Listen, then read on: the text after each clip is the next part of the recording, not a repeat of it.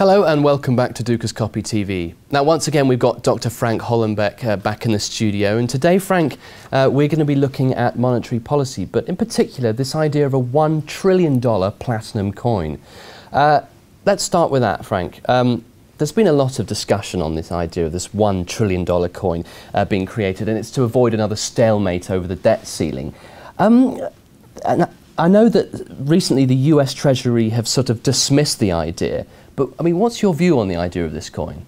Well, there are several people who are opposed to the printing of $1 trillion coin because it would mean basically financing government expenditures by printing money. The problem is that that's what we're doing already. There's a general misconception out there that the U.S. is increasing its level of debt and that it's financing its government expenditures by borrowing. You are not borrowing if you're borrowing from yourself. There's very little difference between issuing a government bond, which is purchased by the Fed, and the government financing government expenditures by having the Fed create money out of thin air. And so basically what we've been doing for the last 2 years is that we've been basically financing government expenditures by printing money.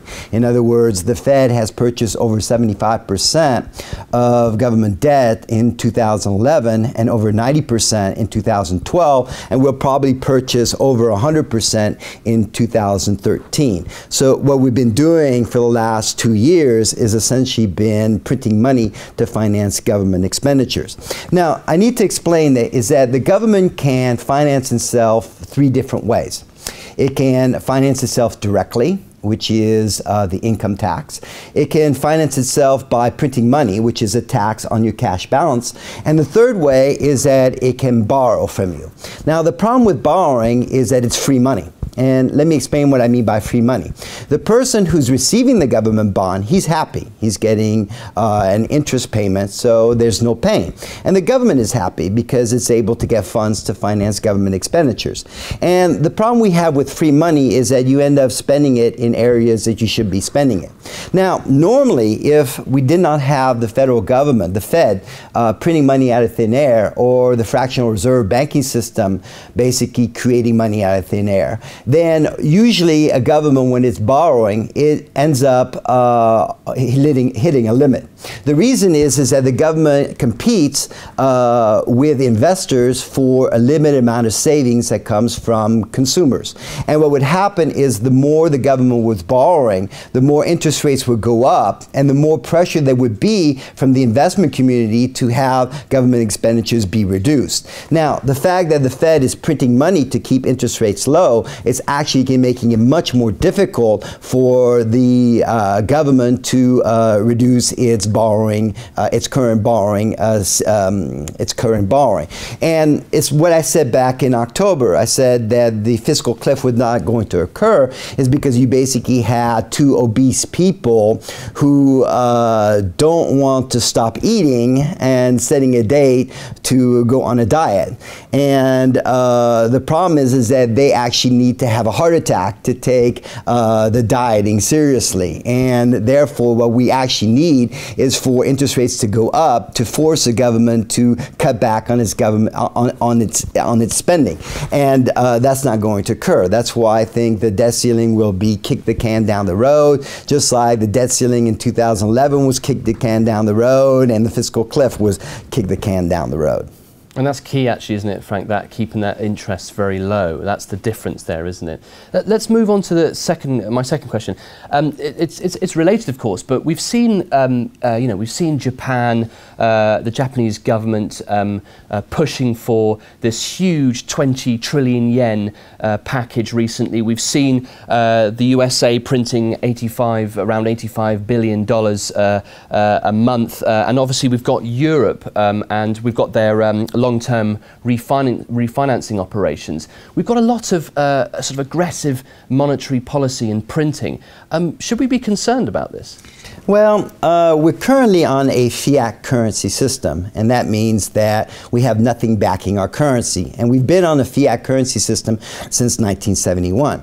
Now, there was a recent study done on fiat currency system which looked at 775 fiat currencies. And it found that the average length of a fiat currency system was only 27 years. And the shortest fiat currency system lasted less than 1 month. That's compared to the gold standard that existed for over several thousand years, okay? And most of these fiat currency systems collapsed. The majority of them had collapsed because of war, hyperinflation, or monetary reform.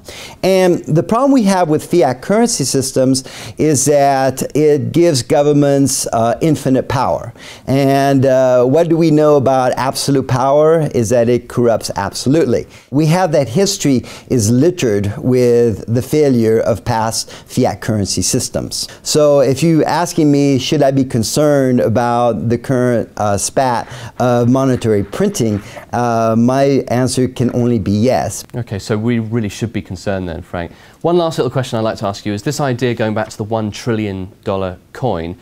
Do you think that perhaps it's a good idea? I mean, would you like to have a $1 trillion coin in your pocket, or do you think it's ludicrous? Well, what we're trying to do is repeal the law of scarcity. I mean, why don't we just give $1 trillion to everybody? Then everybody would be rich. So we wouldn't have to worry, you know, everybody would be happy, you know, you pay off your debts and everything else and there would be no problem.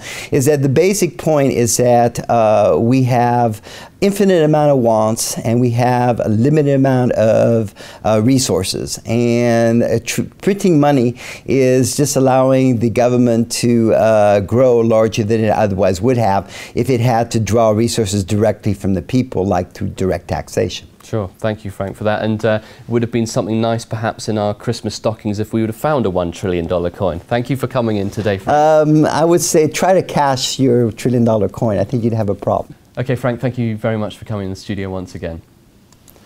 That's all we've got time for on Dukas Copy TV for the moment. Stay with us throughout the day. We'll continue to bring you updates and interviews, and of course we're going to have coverage of the economic meeting at the UN later today by my colleague Diran McDermott. But until next time, from all of us here at Dukas Copy TV, goodbye.